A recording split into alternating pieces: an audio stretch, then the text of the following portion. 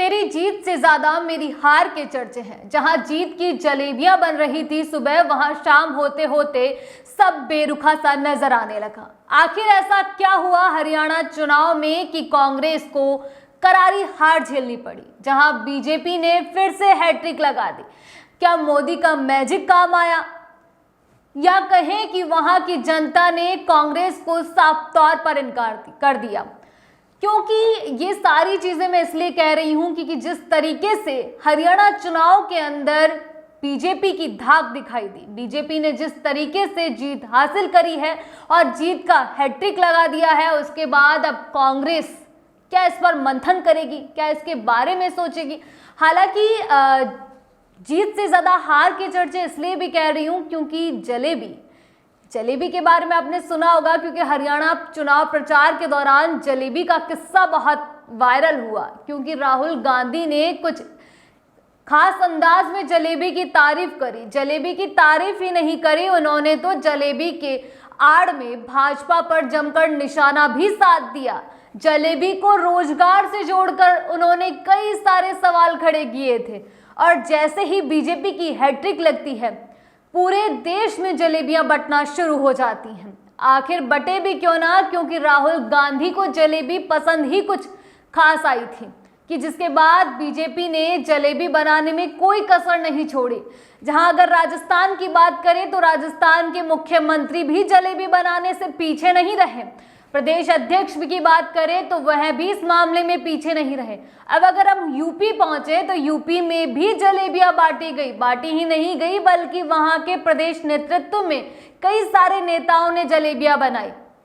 अब फिर से आपको मैं हरियाणा चुनाव पर लौटा कर लेकर आती हूँ, क्योंकि हरियाणा चुनाव में जो दंगल देखने को मिला, राजनीति का दंगल, जहां बीजेपी और कांग्रेस दोनों के बीच में मुकाबला था, कड़ा मुकाबला दोनों पार्टियों में देखने को मिला, जहां कई सारे एग्जिट पोल्स ने कांग्रेस की जीत के दावे किए, जिसके बाद कांग्रेस पूरी तरीके से अपनी जीत को लेकर आश्वस्त थी। और हो भी क्यों ना, क्योंकि इतने सारे एग्जिट पोल बता रहे हैं कि कांग्रेस जीतने वाली है। लेकिन जैसे ही नतीजे आते हैं, कांग्रेस के अरमानों पर पानी फिर जाता है, क्योंकि बीजेपी जीत चुकी है और बीजेपी जीत का जश्न भी मना रही है। कांग्रेस के अंदर आखिर ऐसा क्या रहा जिसकी वजह से कांग्रेस को हार का मुंह देखना पड़ा? अब अगर बात करें कि राजस्थान का जादू क्या हरियाणा में चला, तो कहीं ना कहीं ये बेअसर लगता है। हालांकि हरियाणा में कांग्रेस ने पिछले बार के मुकाबले बढ़त बनाई है, लेकिन इतनी भी नहीं कि वो सरकार बना पाए या सत्ता में वापसी कर पाए। कांग्रेस ने लगातार सत्ता में वापसी के लिए कई अटकलें लगाई, लेकिन सारी की सारी नाकामयाब रही। राहुल गांधी से लेकर वहां पे खड़गे, या फिर बात करें राजस्थान के नेताओं की, या बात करें कई सारे नेताओं की जो अलग अलग प्रदेश से हैं, उन सब का जादू कहीं ना कहीं हरियाणा में फीका सा रहा। लेकिन अगर बात करें मोदी मैजिक की, तो मोदी ने पिछली बार के मुकाबले इस बार कम ही सभाएं करी, कुल ही 4 सभाओं को संबोधित किया, लेकिन वो सभाएं असरदार रही। जनता को भाजपा पर एक बार फिर से यकीन हुआ और भाजपा को वो सत्ता में वापस लेकर आई।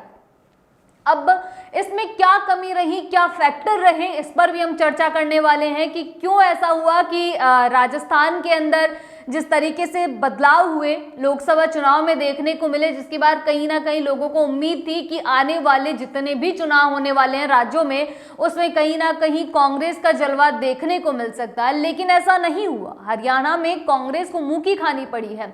हालांकि राहुल गांधी शुरू से लेकर लास्ट तक यही कहते हुए आए थे कि हरियाणा में हम सरकार बनाएंगे, भारी बहुमत से लौटकर आएंगे, क्योंकि बीजेपी से जनता त्रस्त हो चुकी है, परेशान हो चुकी है, और यही कारण है कि अब जनता बदलाव चाहती है और जनता का बदलाव कांग्रेस की ओर देखा जा रहा है। लेकिन ऐसा हुआ कुछ भी नहीं।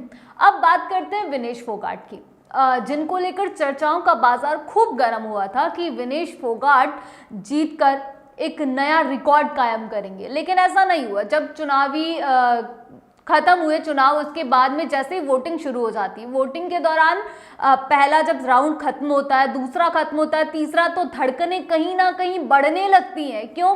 क्योंकि एक बार के लिए विनेश फोगाट आगे अपनी बढ़त बनाती है, लेकिन उसके बाद धीरे धीरे धीरे धीरे उनकी बढ़त कम होने लगती है, जिसके बाद एक समय ऐसा आता है जहां कहीं ना कहीं कांग्रेस के मन में ये सवाल उठने लग जाते हैं क्या विनेश फोगाट हार गई। लेकिन ऐसा नहीं हुआ। विनेश फोगाट ने आखिरकार जीत हासिल करी, लेकिन जो जीत उन्होंने हासिल करी उस जीत में कोई मज़ा नहीं आया, क्योंकि जो संपत्ति लोगों की उन्हें मिलनी चाहिए थी, जो माहौल चुनाव से पहले बनाया गया था उन्हें लेकर, जो बहन और एक बहू का और बेटी का जो एक क्राइटेरिया वहाँ चलाया जा रहा था कि जिस तरीके से विनेश से बार बार पूछा जा रहा था क्या आप बहू बनकर वोट मांग रही हैं या फिर बेटी बनकर या बहन मांगकर, तो उसके ऊपर उन्होंने कहा था कि मैं बहू भी हूँ, बेटी भी हूँ और बहन भी हूँ और मैं इसी नाते जनता के बीच जा रही हूँ। लेकिन कहीं ना कहीं वो चीज़ें फीकी सी नज़र आई और उन चीज़ों की वजह से विनेश फोगाट जीती, मगर उस जीत की खुशी शायद वो इतनी जाहिर नहीं कर पाई। और अब बात करते हैं कांग्रेस और बीजेपी के अंदर मुकाबले की, जहां कई सारी ऐसी सीटें थी जहां पे बीजेपी और कांग्रेस की आमने सामने टक्कर हुई और बराबर की टक्कर हुई, जहां पर बीजेपी ने कई सीटें ऐसी हैं जहां हैट्रिक लगाई जीत की, वहीं कांग्रेस के भी कई ऐसे नेता थे जिन्होंने हार की हैट्रिक लगाई है, क्योंकि एक सीट पर कोई एक नेता तीन बार हार का मुंह देख रहा है और उसके बावजूद भी कांग्रेस उसी को मैदान में उतार रही है। तो कहीं ना कहीं कांग्रेस की रणनीति पर भी सवाल उठ जाते हैं। अब बात करते हैं बीजेपी ने क्या बदलाव किए। बीजेपी ने बदलाव किए कि कई सारे ऐसे चेहरे थे जो इस चुनाव में नए उतारे गए, क्योंकि बीजेपी को भरोसा था कि अगर वो नए चेहरे उतारती है, कुछ बदलाव करती है, तो शायद जनता का भरोसा उन पर मजबूती से और बढ़ता जाएगा। लेकिन कांग्रेस ने ऐसा कुछ नहीं किया। इस चुनाव में कांग्रेस की सबसे बड़ी जो कमी देखी गई है वो देखी गई है कि कांग्रेस ने जाट पर, यानी जाट समाज पर सबसे ज़्यादा फोकस किया। उन्हें लगा कि हरियाणा जाट समाज का बाहुल्य क्षेत्र है, ऐसे में जाट समाज को अगर भी कांग्रेस साधने में कामयाब होती है तो कहीं ना कहीं उन्हें इसका फ़ायदा मिलेगा। लेकिन इस फायदे के उलट हुआ, क्योंकि जाट समाज को मनाने के चक्कर में कांग्रेस बाकी समाज को भूल गई, जहां पे एसटी एससी से और भी कई ऐसे समाज आते हैं जिसकी वजह से कांग्रेस को कहीं ना कहीं नुकसान उठाना पड़ रहा है। वहीं बीजेपी ने इसका तोड़ निकाला। बीजेपी ने जहां जाट समाज के बाहुल्य हैं वहां पर जाट समाज के नेताओं को उतारा। जातिगत समीकरण जो बीजेपी हमेशा से बैठाती हुई आई है वो उसने बखूबी बैठाया, क्योंकि बीजेपी की शुरू से एक रणनीति रही है कि वो समाज के आधार पर, जात के आधार पर या कहें विकास के आधार पर हर मुद्दों को एक साथ रखती है, उसके बाद चुनावी मैदान में उतरती है। अब कांग्रेस ने कई ऐसे मुद्दे इस चुनाव में उठाए थे, जैसे कि बेरोजगार, इसके अलावा महिलाओं से जुड़ी हुई समस्याएं, इसके अलावा अगर बात करें किसानों की या फिर किसानों पे जो किसान कानून लाए गए हैं उनमें बदलावों की, और अग्निवीरों को लेकर भी जो कांग्रेस ने वादे किए थे वो कहीं ना कहीं वादे फीके नजर आए, क्योंकि बीजेपी के जो वादे थे उन पे कांग्रेस की गारंटी कोई काम नहीं कर पाई और यही कारण रहा कि उन्हें हार का मुंह भी देखना पड़ा। अब कुछ ऐसे मुद्दे हैं जिन पे हम बात कर लेते हैं, जैसे कि आम आदमी पार्टी और कांग्रेस ने इस चुनाव में कोई गठबंधन नहीं किया, क्योंकि कांग्रेस चाहती थी कि वो अकेले चुनावी मैदान में उतरे और चुनाव लड़े। हालांकि आम आदमी पार्टी भी इस चुनाव में कोई खास कमाल नहीं कर पाई है, लेकिन उसके बावजूद भी कांग्रेस पर आम आदमी पार्टी के नेताओं ने तंज कसने में कोई कमी नहीं रखी है। अब मैं बात कर रही हूँ आम आदमी पार्टी के राज्यसभा सांसद राघव चड्ढा की, जिन्होंने कांग्रेस पर कोई शायराना अंदाज के अंदर तंज कसा है। उन्होंने कहा है कि कुछ और बात होती, हमारी हसरत का ख्याल रखते तो एक अलग शाम होती। हालांकि मैंने ये लाइन बताई है, बाकी बहुत कुछ उन्होंने लिखा है। अब मैं उसके बारे में शुरू से आपको पढ़ के बता दूं तो उन्होंने अपने सोशल मीडिया अकाउंट यानी एक्स पर ट्वीट करते हुए लिखा है कि हमारी आरजू की फिक्र करते तो कुछ और बात होती, हमारी हसरत का ख्याल रखते तो एक अलग शाम होती। आज वो भी पछता रहा होगा मेरा साथ छोड़कर, अगर साथ साथ चलते तो कोई और बात होती। आखिर राघव चड्ढा ने ऐसा क्यों बोला है? उन्हें क्या लगता है कि अगर कांग्रेस और आम आदमी पार्टी साथ चुनाव लड़ती तो शायद कुछ बेहतर कर दिखाती? लेकिन क्या राघव चड्ढा ने यह सोचा है कि आम आदमी पार्टी क्या कमाल दिखा पाई है इस चुनाव के अंदर, या फिर आम आदमी पार्टी कुछ खास कर ही नहीं पाई। हालांकि जिस तरीके से अरविंद केजरीवाल ने मैदान में उतरकर रैलियां निकाली, आम जनता को संबोधित किया, उसके बाद लोगों को लग रहा था कि हरियाणा में उलटफेर हो सकता है। कहीं ना कहीं केजरीवाल कांग्रेस और बीजेपी दोनों पर भारी पड़ सकते हैं, लेकिन ऐसा कुछ नहीं हुआ। बल्कि केजरीवाल की सभा हो या आम आदमी पार्टी के वादे हो, कुछ भी इस चुनाव में काम नहीं आए। लेकिन उसके बावजूद भी जो तंज कसा गया है, उसमें कहा गया है कि अगर शायद कांग्रेस आम आदमी पार्टी के साथ चलती तो कुछ और ही परिणाम होते। इसके अलावा कांग्रेस सांसद दीपेंद्र सिंह हुड्डा ने गोहाना रैली के अंदर जो मंच पर संबोधित किया था, उसके बाद में इस दौरान उन्होंने राहुल गांधी को जलेबी भेंट की थी। जलेबी का मुद्दा जो है वो कोई नहीं भूल सकता, क्योंकि जिस तरीके से राहुल गांधी ने जलेबी की तारीफ करी, जिसके बाद बीजेपी ने जलेबियां निकालना शुरू करा, और जिस तरीके से जगह जगह बीजेपी ने हलवाई बिठा दिए जलेबी बनाने के लिए, यानी कि जलेबी का कुछ तो खास नाता था इस चुनाव से, तभी तो बीजेपी ने जलेबी बनाने और बांटने में कोई कोर कसर नहीं छोड़ी। क्योंकि राहुल गांधी को एक सभा के दौरान जलेबी भेंट की जाती है, जिसके बाद राहुल गांधी ने सभा में कहा कि मैंने जैसे ही जलेबी खाई, मैंने प्रियंका को फ़ोन लगाया। प्रियंका को फ़ोन लगा के मैंने कहा कि मुझे मिठाइयाँ बहुत पसंद है, लेकिन जो जलेबी मैंने खाई है उसकी बात ही कुछ और है, क्योंकि जलेबी में कुछ तो खास है। इस जलेबी को बनाने में खून पसीना लगाया गया है, और यही वजह है कि मुझे जलेबी इतनी पसंद आई है। मैं तुम्हारे लिए जब आऊँगा जलेबी ज़रूर लेके आऊँगा। लेकिन राहुल गांधी जीत की जलेबी लेकर जाना चाहते थे, लेकिन उन्हें ये नसीब नहीं हुआ। अब ऐसे में जलेबी उनके घर तक बीजेपी ने पहुंचाई है, क्योंकि बीजेपी ने अपने सोशल मीडिया अकाउंट यानी कि ट्विटर पे पोस्ट करते हुए लिखा है कि राहुल गांधी को हमने 1 किलो जलेबी भिजवा दी है, क्योंकि जलेबी उन्हें कुछ ज़्यादा ही पसंद आ गई थी।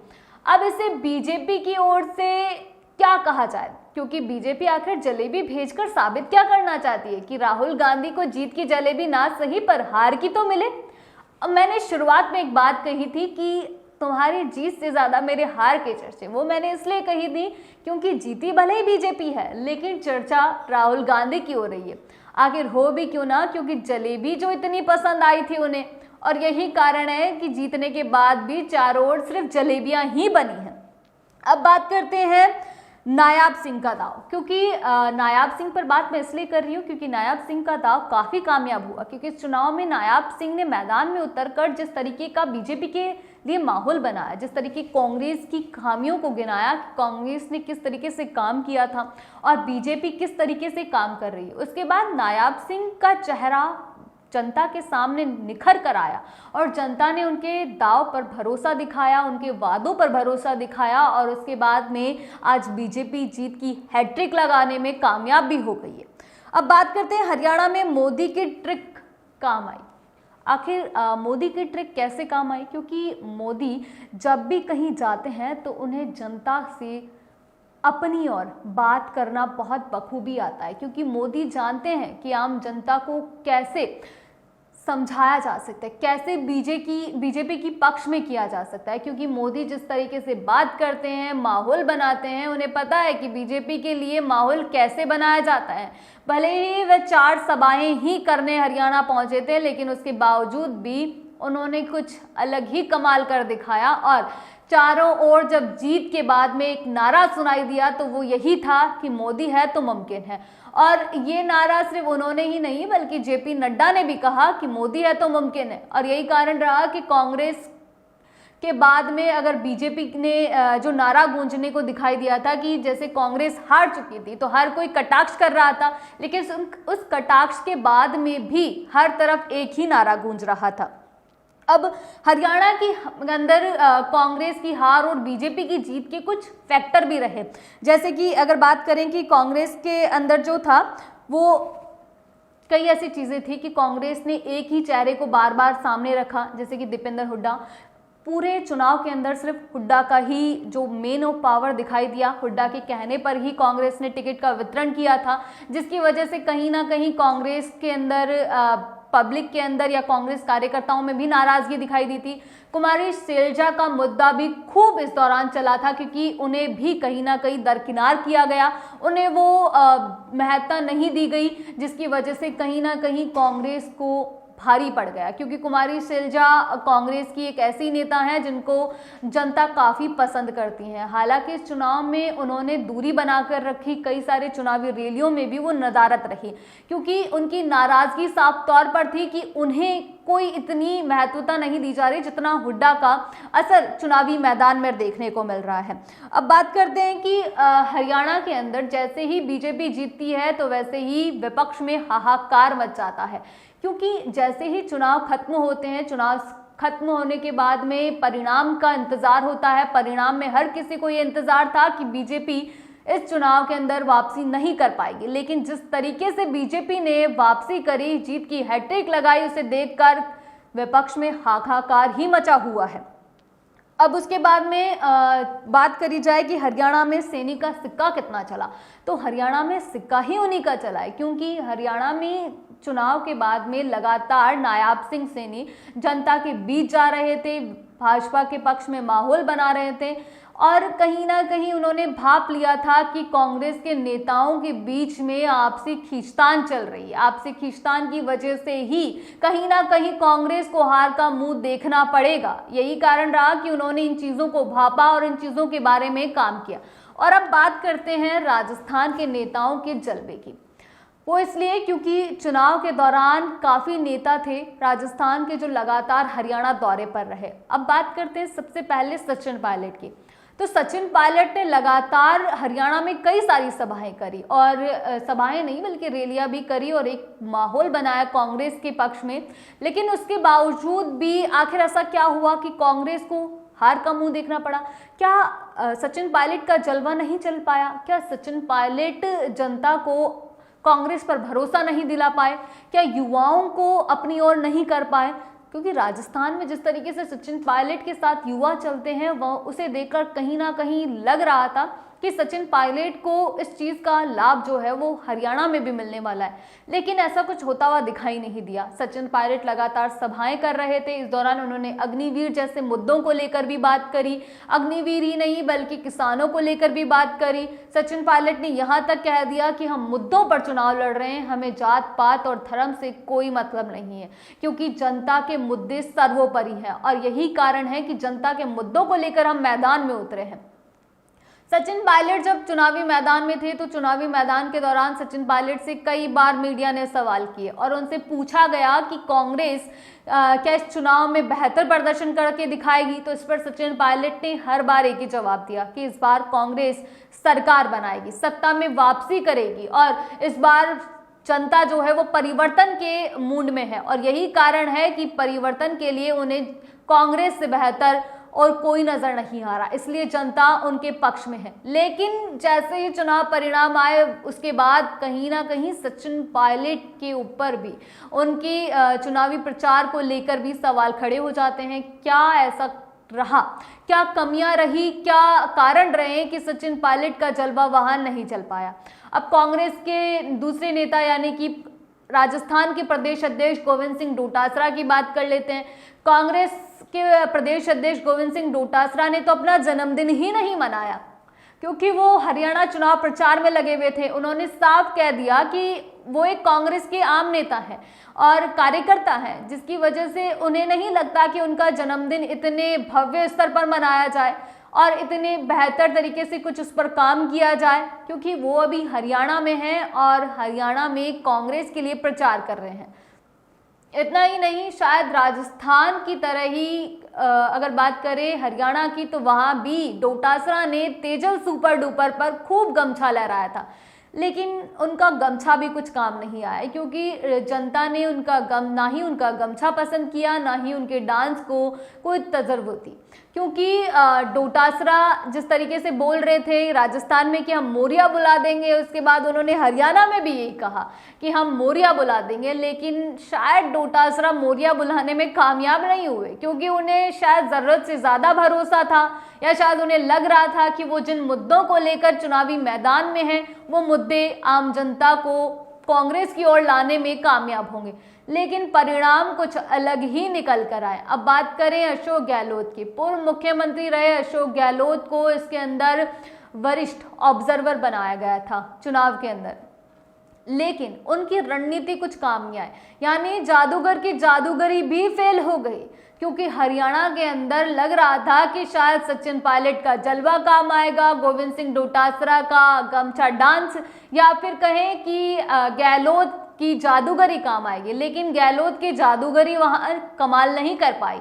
गहलोत ने कई बार इसको लेकर कहा था कि हम कुछ कमाल करेंगे और इस बार हम चुनाव परिणाम में बेहतर कुछ करके दिखाएंगे, लेकिन ऐसा कुछ नहीं हुआ, बल्कि इसके विपरीत कुछ और ही परिणाम निकल कर आए। अब ऐसे में गहलोत की भूमिका पर भी कई सारे सवाल खड़े हो रहे हैं कि क्या गहलोत को कांग्रेस में फिर से ऐसी कोई जिम्मेदारी दी जाएगी, फिर से गहलोत को कोई एक बड़ा पद दिया जाएगा जिसकी वजह से वह चुनावी मैदान में कुछ कमाल दिखा पाए, क्योंकि जिस तरीके से उन्हें ऑब्जर्वर बनाया गया था उसके बाद भी ऐसा कुछ कमाल दिखाई नहीं दिया, और ना ही गहलोत मैदान में दिखाई दिए, क्योंकि मैदान के अंदर अगर बात करें तो वहां सिर्फ सचिन पायलट ही अपना पसीना बहाते हुए नजर आए थे, फिर वो बारिश हो या फिर धूप हो, दोनों में ही सचिन पायलट के कदम रुके नहीं थे और लगातार सचिन पायलट चलते हुए नजर आए थे, लेकिन गहलोत चुनावी मैदान से थोड़े दूर नजर आए थे। ये थे कांग्रेस के नेता। इसके अलावा टीकाराम जूली भी चुनावी मैदान में जाकर प्रचार करने से पीछे नहीं हटे थे, उन्होंने भी चुनावी मैदान में जाकर रैलियां करी थी, लेकिन राजस्थान के नेता प्रतिपक्ष टीकाराम जूली की भी सभाएं काम नहीं आई और कांग्रेस को फिर से हार का मुंह देखना पड़ा। अब बीजेपी की बात करते हैं कि बीजेपी का कितना असर देखने को मिला। सतीश पूनिया को चुनाव का संयोजक बनाया गया था, जहां पर चुनावी मैदान में लगातार सतीश पूनिया प्रचार करते हुए दिखाई दिए थे। इस दौरान चुनाव के दौरान सतीश पूनिया की तबीयत भी खराब हुई थी। तो इस दौरान पूनिया तबीयत खराब होने के बावजूद भी जैसे ही वो हॉस्पिटल से बाहर निकलते हैं वो मैदान में पहुंचते हैं, और मैदान में पहुंचने के बाद में उन्होंने जनता से मुलाकात करी। जनता से मुलाकात करने के साथ साथ ही वह अपने कार्यालय पहुंचते हैं, जहां कार्यकर्ताओं से बातचीत करते हैं। कार्यकर्ताओं से बातचीत करने के साथ ही वो कार्यकर्ताओं से पूछते हैं कि आखिर जनता किस ओर है, जनता का मानस क्या है। इसके साथ ही वो चुनाव को लेकर रणनीतियां भी बनाते हुए नजर आते हैं। तो ऐसे में कहीं ना कहीं सतीश पूनिया का कद भाजपा में और ज्यादा बढ़ जाता है, क्योंकि जिस तरीके से उन्होंने सभाएं करी हैं, जिस तरीके से उन्होंने माहौल बनाया, एक एक चीज पर उन्होंने फोकस किया और रणनीति बनाई, उनकी रणनीति काम आई, और यही कारण रहा कि सतीश पूनिया इस मैदान में कुछ कमाल करके दिखाए हैं। अब सतीश पूनिया के बाद अगर बात करी जाए तो सीएम भजनलाल शर्मा भी हरियाणा चुनाव में मजबूती से डटे रहे थे। उन्होंने भी बीजेपी के पक्ष में माहौल बनाने की पूरी कोशिश करी, पूरी तैयारी करी, और वो लगातार सभाएं करते हुए भी दिखाई दिए। उन्होंने लगातार मीडिया के सामने कहा था कि मोदी है तो मुमकिन है, क्योंकि मोदी जी की गारंटी कांग्रेस की गारंटी पर भारी पड़ने वाली है, और यही दिखाई भी दिया कहीं ना कहीं। हालांकि भजनलाल को जितना एक्टिव होकर वहां होना चाहिए था शायद वो कहीं ना कहीं नहीं रह पाए, लेकिन जितना भी उन्होंने अपनी ओर से माहौल बनाने के प्रयास किए वो सफल ही रहे हैं। गजेंद्र सिंह शेखावत की बात कर लेते हैं, तो गजेंद्र सिंह शेखावत ने भी इस चुनाव को लेकर कई सारे बयान दिए थे। अगर मैं ताज़ा वाक्य आपको बताऊं तो हाल ही के अंदर जिस तरीके से जोधपुर दौरे पर गहलोत भी पहुंचते हैं, शेखावत भी पहुंचते हैं, तो पहले गहलोत बीजेपी पर कई सारे कटाक्ष करते हैं, बीजेपी को लेकर कई सारी बातें कहते हैं। जब मीडिया उनसे पूछती है हरियाणा चुनाव परिणाम को लेकर, तो गहलोत कहते हैं कि कांग्रेस जीतेगी और कांग्रेस बहुमत के साथ सरकार बनाएगी, और वो ये कहकर चले जाते हैं। उसके जस्ट कुछ ही देर बाद में वहां पर शेखावत पहुंचते हैं। गजेंद्र सिंह शेखावत भी मीडिया से रूबरू होते हैं, और रूबरू होने के बाद में जब उनसे मीडिया सवाल पूछती है कि सरकार किसकी बनने वाली है, तो उन्होंने कहा था कि 3 दिन पहले भी मैंने कहा है कि हरियाणा में बीजेपी सरकार बनाएगी, बहुमत के साथ आएगी, और एक बार फिर मैं यही कह रहा हूं कि हमारी सरकार बन रही है हमारे। लेकिन सवाल और हाल तो उनसे पूछिए जो अभी अभी कहकर निकले हैं कि हम जीत रहे हैं, जबकि चुनाव परिणाम सामने है और हमारी सरकार बनती हुई दिखाई दे रही है। फिर उसके बावजूद वो क्या कहकर निकले हैं कि हम जीत रहे हैं और सरकार बनाएंगे। अब ये तो शुरू से चलता हुआ है, क्योंकि गजेंद्र सिंह शेखावत और गहलोत दोनों के बीच में तीखी नोकझोंक हमेशा से देखने को मिली है। तो ऐसे में लाजमी था कि तंज कसने से पीछे नहीं रहने वाले थे शेखावत। और सबसे बड़ी चीज़ तो मौके पर चौका मारने वाली बात हुई, क्योंकि जिस थोड़ी देर पहले गहलोत निकलते हैं उसके थोड़ी देर बाद में शेखावत आ जाते हैं। दोनों से सेम सवाल पूछा जाता है और दोनों के जवाब भी लगभग सेम होते हैं, क्योंकि उस दौरान वोटिंग के बाद में जो परिणाम आ रहे थे, परिणाम में कई नतीजे सामने आ चुके थे, जहां कहीं ना कहीं बीजेपी आगे चल रही थी, बढ़त बनाए हुए थी। शुरुआती दौर में जब मतगणना शुरू हुई थी तब बीजेपी पीछे चल रही थी, कांग्रेस आगे चल रही थी, लेकिन जैसे जैसे पेटियां खुलने लगी तो उसके बाद ये साफ हो गया कि अब जो सरकार है वो बीजेपी बनाने वाली है। लेकिन उसके बावजूद भी बीजेपी के नेताओं ने हार नहीं मानी थी और यही कारण था कि गहलोत भी कहकर निकले थे कि हम हरियाणा में सरकार बनाएंगे, हम जीतेंगे। लेकिन शेखावत ने उन्हीं के बयान को पकड़ लिया और यही मीडिया से पूछ लिया कि आप उनसे सवाल करिए, उनसे पूछिए ज़रा कि वो क्या कहकर निकले हैं अभी। ऐसे ही कई सारे नेता हैं, जैसे कि अगर बात करी जाए बीजेपी मुख्यालय की, तो बीजेपी मुख्यालय के अंदर जैसे ही जीत का जश्न मनाया जाता है तो जीत के जश्न को लेकर हलवाई बिठाया जाता है और जलेबियां बनना शुरू हो जाती है, जहां पर सबसे पहले मदन राठौड़ पहुंचते हैं और मदन राठौड़ अपने हाथों से जलेबियां बनाना शुरू कर देते हैं। उसके कुछ देर बाद में सीएम भजन लाल शर्मा वहां पहुंचते हैं, सीएम भजन लाल शर्मा भी जलेबियां बनाते हैं। फिर अगर बात करी जाए राजेंद्र राठौड़ जो पूर्व नेता प्रतिपक्ष हैं, उन्होंने भी जलेबियां बनाई और बीजेपी कार्यकर्ताओं ने जलेबियां बनाई ही नहीं, खाई भी और बांटी भी हैं। और जलेबियों का दौर जो सिलसिला था वो देर रात तक चलता रहा। और राजस्थान ही नहीं, अब बात कर लेते हैं यूपी की। तो यूपी के अंदर भी यूपी के जो नेता हैं, उप मुख्यमंत्री केशव प्रसाद मौर्य रहे, उन्होंने भी कई सारी बातें कही। उन्होंने जीत होने से पहले ही अग्रिम बधाइयां दे दी थी और जैसे ही परिणाम आता है तो उसके बाद वो कहते हैं कि मैं तो पहले ही अग्रिम बधाई दे चुका हूं, क्योंकि मुझे पता है कि पीएम नरेंद्र मोदी जिनके नेतृत्व में सरकार बनाई गई है केंद्र के अंदर, उनका नेतृत्व हरियाणा में भी मिला है। और यही कारण है कि जनता डबल इंजन की सरकार चाहती है। जनता चाहती है कि केंद्र के साथ साथ प्रदेश में भी डबल इंजन की सरकार देखने को मिले। अब बात करते हैं कांग्रेस की और बीजेपी से हटकर अदर पार्टियों की। तो अगर बात करी जाए आम आदमी पार्टी की, तो आम आदमी पार्टी दिल्ली में जिस तरीके से कमाल करके दिखा रही है, हरियाणा में भी कहीं ना कहीं एक बार लगा था कि शायद कुछ बेहतर होगा, कुछ कमाल करके दिखाएगी और आम आदमी पार्टी शायद कुछ बेहतर निकल कर साबित करके दिखाएगी खुद को कि हाँ, आम आदमी पार्टी में भी लीडरशिप है। लेकिन चुनाव परिणाम के नतीजे आते हैं, आम आदमी पार्टी दूर दूर तक नजर नहीं आती। ऐसे ही कई ऐसे चेहरे थे जो बीजेपी और कांग्रेस से बागी होकर मैदान में उतरे थे। उन्हें लगा था कि अगर वो बागी होकर चुनाव मैदान में उतरते हैं तो कहीं ना कहीं उन्हें जीत हासिल होगी। अब बात करते हैं राष्ट्रीय लोकतांत्रिक पार्टी की। तो उनके जो पार्टी के अध्यक्ष कहें या फिर पार्टी के संयोजक कहें या फिर सांसद कहें, हनुमान बेनीवाल की बात करते हैं। तो हनुमान बेनीवाल भी चुनाव के दौरान हरियाणा पहुंचे थे, जहां उन्होंने दोनों ही कांग्रेस, बीजेपी, निर्दलीय तीनों के बीच एक तालमेल बिठाने की कोशिश करी थी, जहां उन्होंने कहा था कि आप अगर कांग्रेस को सीटें दे भी दोगे तो क्या होने वाला है, आप तालमेल बिठाइए, आप निर्दलियों को भी जिताइए। अगर निर्दलीय जीतते हैं तो कहीं ना कहीं तालमेल बराबर होगा। लेकिन हनुमान बेनीवाल भी तालमेल बिठाने में नाकामयाब हुए, क्योंकि उन्हें भी लग रहा था कि कांग्रेस सरकार बनाएगी। ऐसे में निर्दलियों को अगर वोट मिलते हैं, निर्दलीय जीत कर आते हैं, तो कहीं ना कहीं एक अलग उन्हें समर्थन मिल सकता है। लेकिन ऐसा कुछ नहीं हुआ, बल्कि उनकी सोच से परे बीजेपी ही सरकार बना बैठी है और बीजेपी चुनावी मैदान में आ चुकी है।